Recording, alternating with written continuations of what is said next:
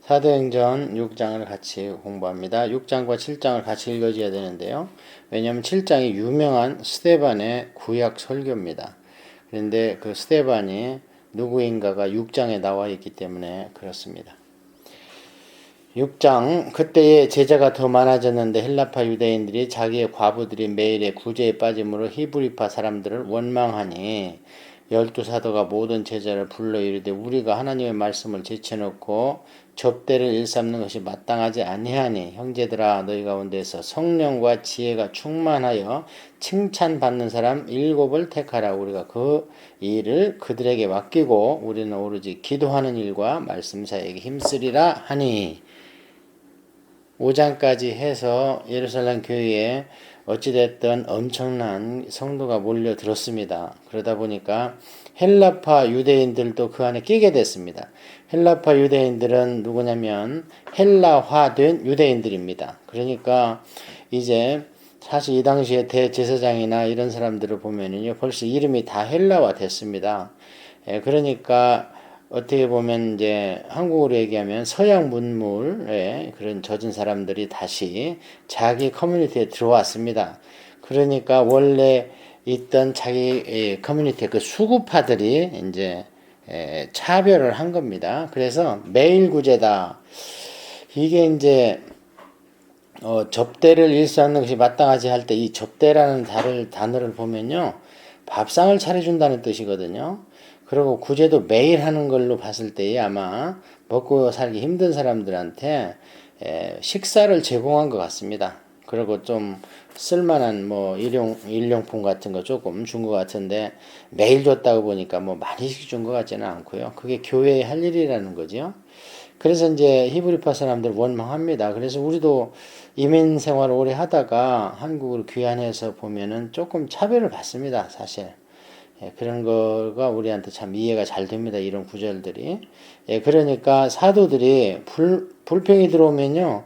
이게 문제입니다. 목사님과 성도의 어떤 사이가 안 좋아지면 말씀 자체가 안 들어옵니다. 마음속에. 그래서 사도들이 아유 큰일 났구나. 나한테 불평하고 우리한테 불평을 하는 건 좋은데 이렇게 해갖고 우리가 선포하는 말씀을 등한시하면 어떻게 되는가 해가지고 이제 빠질 생각을 하면서 뭐라 그러냐면 집사들을 뽑아라. 여기는 이제 집사라는 얘기는 안 나오죠. 그런데 그 뭡니까?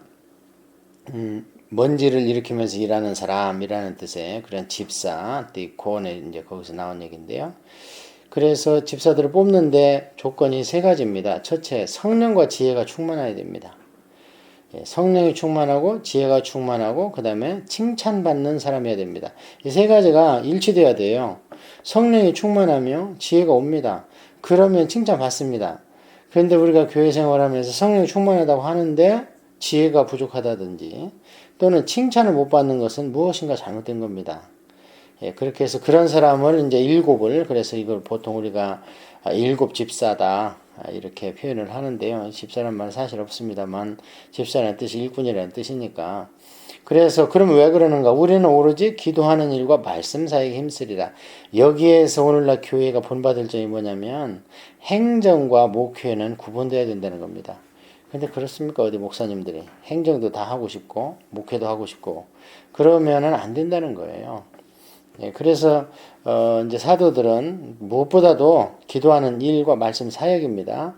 그래서 기도는 일로 표현이 됩니다. 그래서 기도는 건성건성 하는 게 아니고 레이버입니다. 원어가. 그래서 레이버라는 얘기는 이제 노동이라는 뜻인데 나중에 사도 바울은 이것을 땀을 흘리며 하는 레슬링이다 이렇게 원어적으로 표현을 합니다. 그래서 기도를 하면 힘이 들어야 되고요. 말씀은 사역입니다.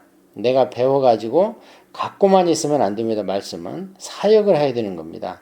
그래서 말씀은 미니스트리가 되는 것이고 이 두 가지가 교회에서 본질적으로 목사들이 해야 될 일이지 나머지 뭐 구제나 헌금이나 이런 것들은 이제 신경 써야 되겠지만 그것이 주목적이 되면 안 된다.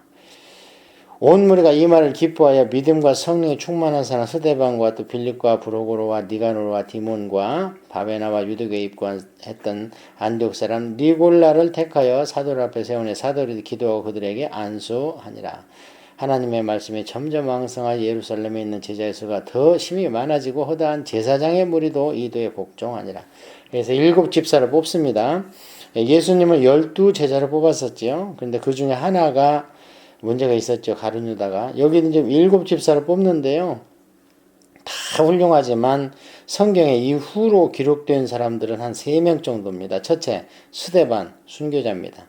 사도들보다도 먼저 순교의 영광을 차지하는 게 이 집사입니다. 또 빌립, 유명한 전도자입니다. 그래서 이디프야 넷이 간다게 붙고 맡은 그 사람한테 전도하고 2 딸이 있는데 딸도 예언합니다. 그 가이샤라 그 항구 도시에서. 그 다음에 여기도 아니나 다를까 또 하나 참 못된 사람이 꼈는데 니골라. 이게 니골라를 잘 보면요, 유대교에 입교했던 안디옥 사람입니다. 그렇다면 이제 안디옥에 살던 헬라파 유대인이나 또는 뭐 이방인이든 뭐 어떻게 됐겠죠.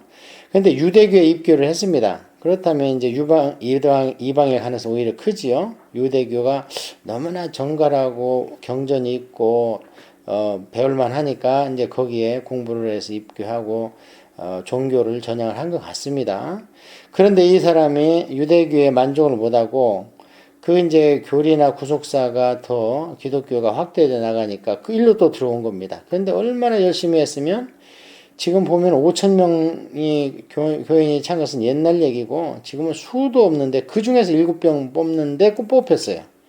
엄청난 인물들이죠. 그래 나중에 스데반의 설교를 보면 실력이 보통이 아닙니다. 빌립의 기도나 능력을 보면 보통 분들이 아닙니다. 그런데 이 니골라가 그 중에 깼다면 또 얼마나 열심히 했는지 몰라요. 근데 나중에 요한계시록 보면 거기에 나오는 니골라가 동일한 사람이라면 이 니골라는 이단으로 빠지게 됩니다. 그래서 주님께서 이 니골라를 2번 7교회를 책망할 때 언급을 하는 것을 볼 수 있습니다.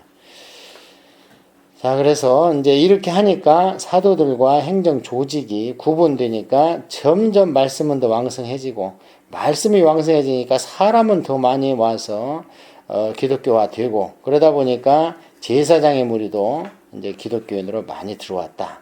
이래서 예루살렘 교회가 이제 완전히 쓴 거죠. 이렇게 되면. 그러면 이제 나갈 차례죠. 다른 데로. 이제 어디로? 사마리아로 나가야 되고, 이제 이방인으로 땅 끝까지 가야 됩니다.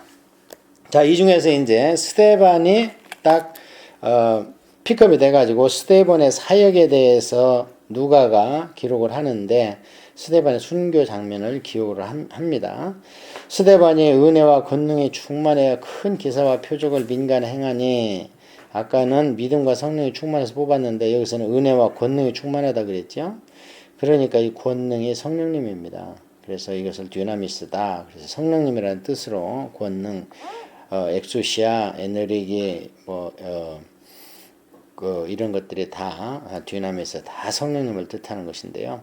이른바 자유민들, 즉 구레네인과 알렉산드리가 길리가인과 아시아에 온 사람들의 회당에서 어떤 자들이 일어나 스데반과 더불어 논쟁할세. 자유민들은 누군가? 이 자유민들은 말 그대로 이제 자유를 얻은 사람이에요. 지금 로마의 속국에 있기 때문에 자유가 없습니다. 보통 사람들은 다 그 식민지에 있는 사람들. 그런데 이 로마 정부로부터 자유를 얻었다는 얘기는 돈이 있든지 아니면 아주 총명하든지 뭔가 뛰어나기 때문에 로마로부터 자유를 얻은 거고요. 사도 바울도 자유민의 후손이죠. 나면서부터 로마인이라고 하기 때문에 그렇습니다. 그러니까 이분들이 지금 어디 가면 더군다나 이 고국에 돌아와서 이제 유대교인이 됐던 또는 유대인이 됐던 이 예루살렘에 와서 자기들을 좀 뻐기고 싶은데 스데반이 막 능력이 나타나면서 이 설교가 나중에 보니까 엄청난 실력이 있는 거예요. 그러니까 논쟁을 합니다. 논쟁을 오늘날도 많이 하잖아요. 그러니까 논쟁을 하니까 못 이겨요. 스데반이 지혜와 성령으로 말함을 그들이 능히 당하지 못하여 사람들을 매수하여 말하게 하되 이 사람이 모세와 하나님을 못 오가는 말을 하는 것을 우리가 들었노라 하게 하고, 이 매수하여 참 나쁜 짓이죠. 안 되니까. 그러니까 오늘날 우리도 이제 전도를 해보면 딱 눈치를 채야 됩니다. 예를 들어서 사회적인 지위나 학문이나 뭐 이런 게 좀 우리보다 높은 사람이 있을 수 있죠. 대부분 높죠, 뭐. 그런데 전도를 이제 말씀에 근거해서 논리적으로 하면요, 그 사람들 문을 딱 닫습니다. 닫는 이유는 내가 너보다 뭐 못해가지고 너한테 전도를 드려야 되냐 하면서 문을 딱 닫는데, 그래도 이제 몇 명이 이렇게 논쟁을 하다가 말이 딱 맥히면 못해 다른 거를 트집 잡는 거예요. 그러니까 우리가 주위에서도 보면 설득해서 전도했다 하는 예가 있습니까? 거의 없습니다. 목사님들이 앉혀놓고 꼼짝 못하게 혼자 선포할 때 말씀이 들어가는 경우는 있어요. 그런데 우리가 보통 길거리나 이런 데서 1대1로 해서 내가 설득해서 그를 이겨가지고 기독교가 됐다. 없습니다. 세상에 영에 사로잡힌 사람들은요, 설득당하면 기분 나빠하고 오히려 대들고 다른 걸 트집을 잡습니다. 그래서 우리가 오늘날 생활 전선에서 전도하는 것은요, 생활 전도, 행위 전도밖에 없습니다. 그러다가 너는 어떻게 그렇게 착하냐 이랬을 때 전도를 하는 것이지, 말싸움 해가지고 항복하고 기독교인이 됐다? 극히 찾기 힘듭니다. 그런 게 지혜입니다. 근데 우리는 끝까지 이기려고 그러거든요. 그러면 더 문을 닫습니다. 마음의 문을. 그런 게 지혜예요. 여기 나오잖아요, 지금. 수데반이 거기에서 그냥 물러섰으면 죽지는 않죠. 순교는 안 당하죠. 그러나 진리를 갖고 있으니 어떡하겠습니까? 그래서 이제 죽이려고 모의를 하는데 자기들 힘으로 안 되니까 또, 백성과 장로들과 서기관들을 충동시켜 와서 잡아가지고 공회에다가, 사내들 공회에다 넘겼습니다.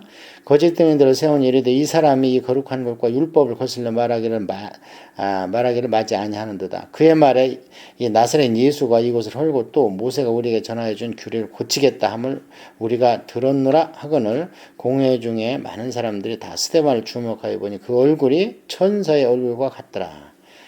돌아가실 때가 된 겁니다. 사람이 너무 선해지고 얼굴이 환하게 빛나면 여기 돌아가실 때가 된 거예요. 이제는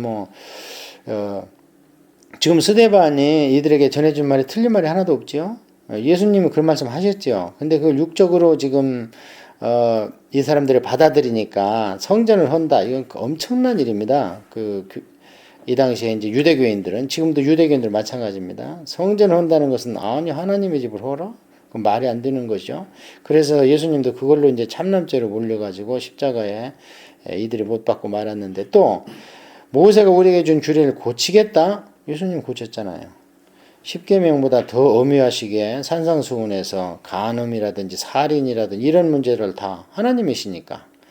그러면 옛날에 십계명이 부족했냐? 부족하지 않았죠. 그 당시 들을 사람들은 그 정도 들어야 이해를 했고, 예수님이 오셨을 때는 많은 이제 계시가 더 이루어졌기 때문에 완전하게 성경에 그 규례를 완벽하게 계시를 해놨지 않습니까? 이게 틀린 말 한 거 아닙니다. 그런데 이제 이대로 하면은 나사렛 예수 이단이라는 죄목에 올가져 가지고 이제 스데반이 죽게 되니까 벌써 하늘에서 우리 아버지가 아시고 그의 영혼을 어루만져 주니까 얼굴이 천사와 같이 빛나게 됐고, 이렇게 해서 7장에 스데반의 유명한 설교가 나옵니다. 그래서 7장 설교는 스데반의 실력과 성령님의 충만한 역사로 같이 동역해서 이루어진 설교다, 이렇게 생각을 합니다.